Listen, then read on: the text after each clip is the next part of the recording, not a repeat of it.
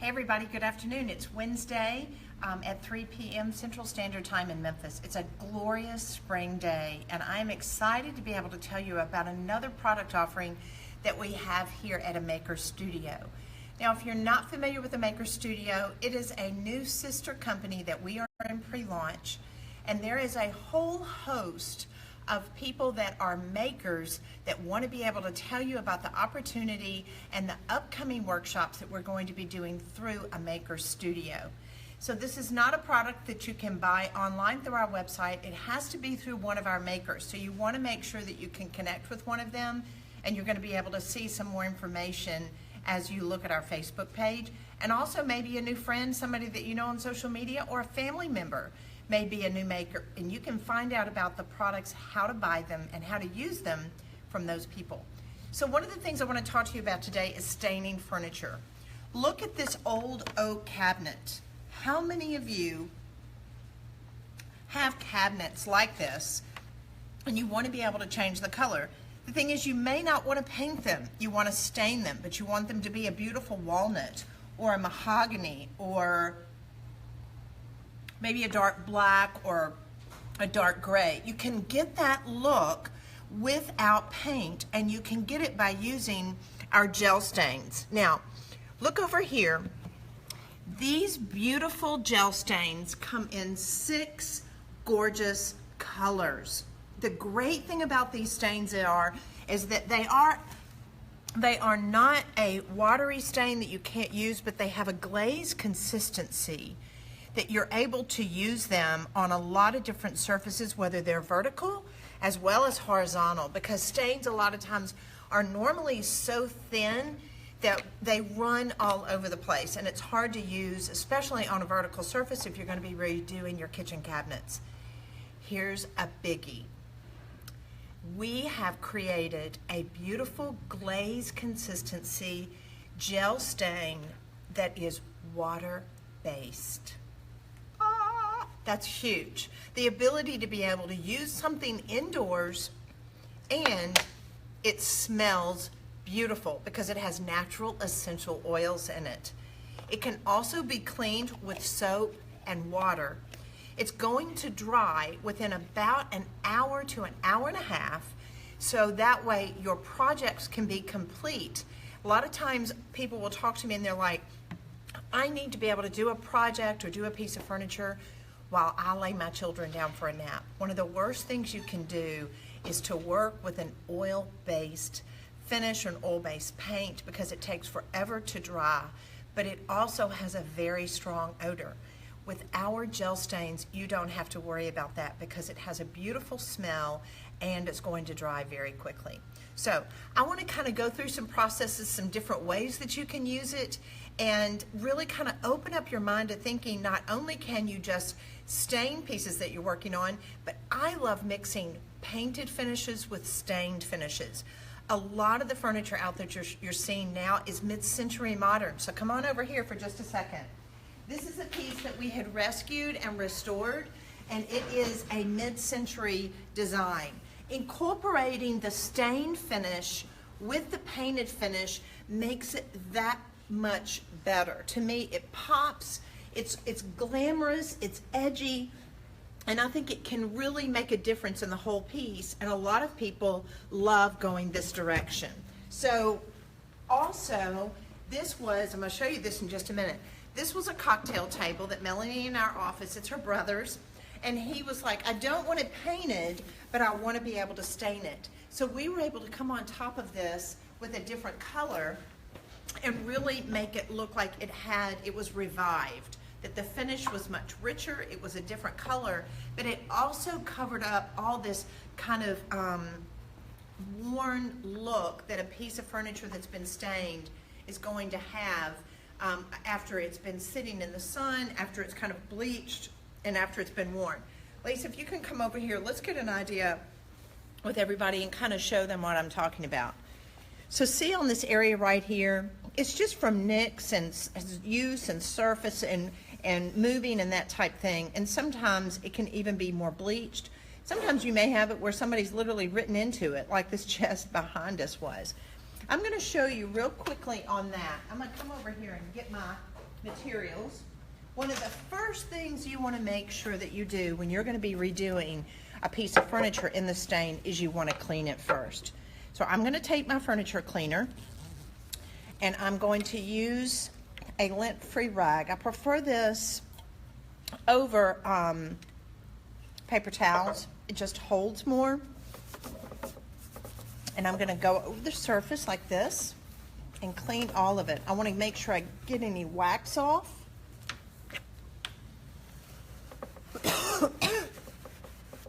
So sorry, let me get that there. Now, Lisa, just hang right there for one more minute.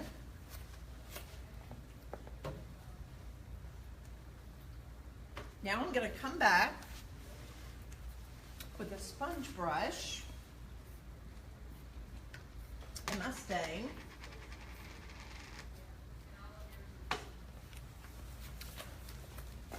So here's my stain. See how yummy and thick this is?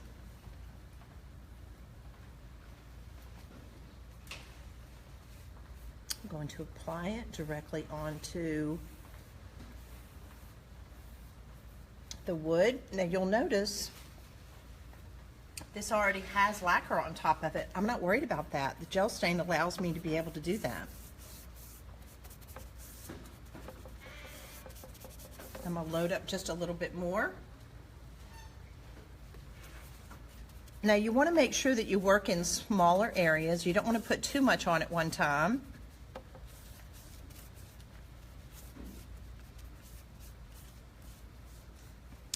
So after that I've applied that, I'm going to let that sit there for just a second. And I'm going to come back with my Maker Studio brush. I'm going to put my glasses on for just a second so I can see what I'm doing. And it's a dry brushing effect where it'll soften it, it'll bring some of that grain back through. Look at that. Can you believe the transformation already? Isn't that wild?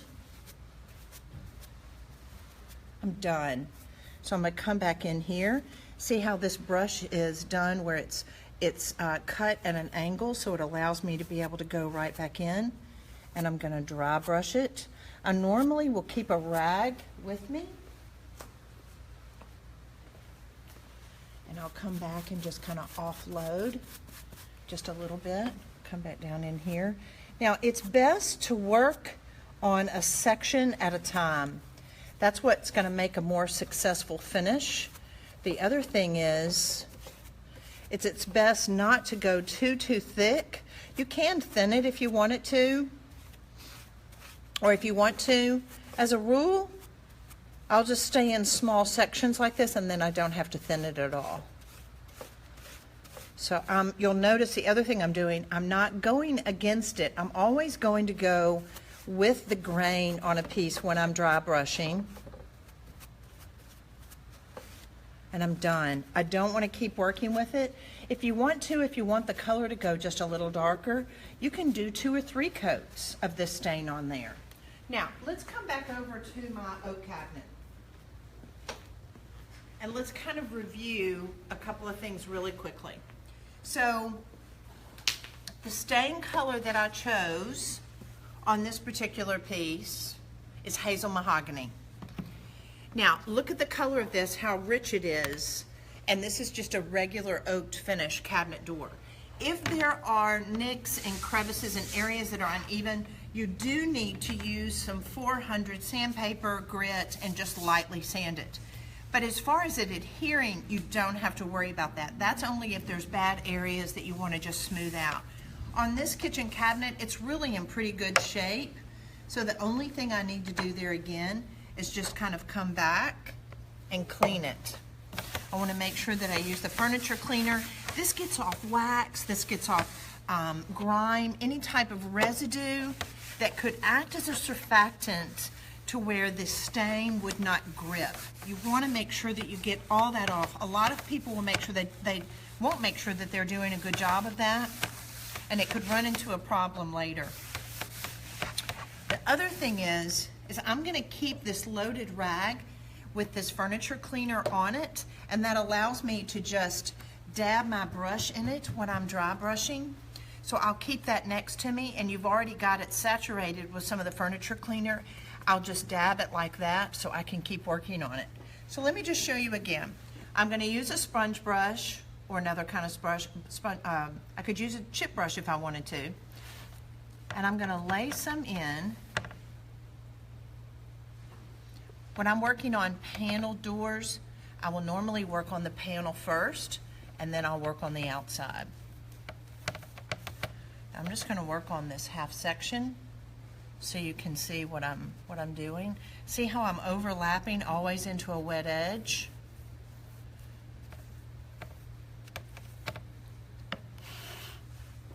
Now I'm going to come back with my dry brush and watch, after I've done a couple of passes, see how I'll go into my rag just to offload just a little bit.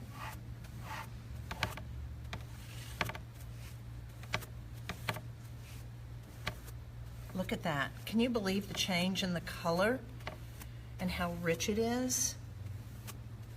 It's crazy the transformation that you can get from this. And to think that way you don't have to paint everything. A lot of times when I'm working on a piece of furniture, I like having the body of it stained, and then I'll come back and paint the drawers, kind of like I did on that mid-century modern piece. So I'm going to do probably about 3 or 4 passes. Make sure that I'm happy. There's a hair in there. I want to make sure that I get that out. Sometimes if I've got some excess, I'll be able to go all the way down and just spread that out. Look at that. Isn't that gorgeous? Wow. Love that. And it's water-based, guys. You don't have to worry about any type of odor. It's gonna dry today. You can go back in there and be using your kitchen. Now, the other thing I would suggest, if you're gonna be working on your kitchen cabinets, go to Restore, get a cabinet that's similar to yours, or I want you to work on the reverse side. So let's say you're gonna be working on this cabinet, do the reverse side first, especially if you wanna experiment with a couple of different colors. That way you can see what it's gonna look like. You do need to go darker. You can't go lighter. If you're wanting to have like a light pine color, and this is the color of your cabinet, that's not going to work. If you've got a really pale cabinet or a pine existing and you want to go a little bit richer pine color, or if you want to go more into a mahogany or a walnut or even the gray, like the gray stain that we have, you can. But this way, I want you to be able to see, look at the transformation from this color to this. This is much more updated than this older pine kind of oaky color. It's much richer, putting it into this walnut. And I want to show you one that I did earlier. I'm going to pull it up here. It's got to dry. I did it right before we went live.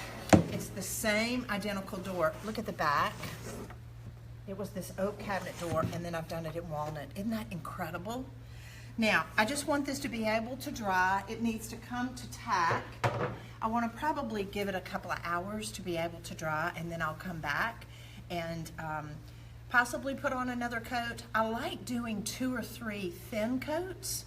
With this particular color, I could probably definitely get away with 2. And then I do want to come back and seal it. Now, it's very important the type of sealer that you use as well. We have a beautiful matte sealer that's also water-based. It has a UV protectant in it, that way so you could use it on your front door, which this would be the perfect product to be able to use if you want to do your front door. You know how a lot of wood doors will get very kind of aged and bleached by the sun and they don't look that good. You could come back with the gel stain, do that on your front door, but just make sure you seal it with 1 to 2 coats of the matte sealer, which also doesn't have any VOCs, no odor, and it's completely water-based, meaning you can clean your brushes with strictly soap and water. You don't have to worry about any paint thinner. So I want to show you something else. You know, part of what I love being in the studio and with my creative team is the fact that we experiment on things every day, and we're constantly in test kitchen mode because that's how we come up with a lot of our kits and our concepts and our projects that we're going to be doing through a maker studio. But because so many of these products are so versatile, your possibilities are endless. So I want to show you something. This is something that we worked on yesterday. These are some stamps. We have a whole series of stamps. If you go to our catalog at amakerstudio.com, you're going to see all these different products that we have, and these are some really cool stamps. Now, this is kind of crazy. When I start doing this, y'all are going to go, okay, wait, she's lost her mind. But hang with me for just a minute. All right, so I'm going to take this little stamp that I got off of this particular collection of hand-carved leaves. I'm going to dip my little sponge dome brush into my stain. Always offload. I tell people that all the time. You want to make sure that you don't go directly from your paint or your glaze or your sealer, and you want to offload it if you're going to be applying it on a stencil or stamps. I can come back and just on the top of this stamp, I can apply the gel stain. Now here's what's cool, guys. With most stains, you wouldn't be able to do this. Because this has a body to it, because it's like a glaze, it allows you the opportunity that I can come back even on a painted surface or a raw surface, and I can stain it. So let me show you what I'm talking about. I'm gonna turn this around, and I'm gonna lay this down. This is not going to be paint. This will literally stain and go down into the wood. Oh, isn't that wild? So I could come around here if I wanted to. I'll tell you, it's so fun. Part of what I don't like about the Facebook Live is that I can't see your comments. I can't see what you're saying, and I know so many of you are like me and you're creatives and you get excited. This is something that that creatives want to be able to do. Makers, they want to know how many different ways can I use this product. So, okay, you're telling me I can change my kitchen cabinets.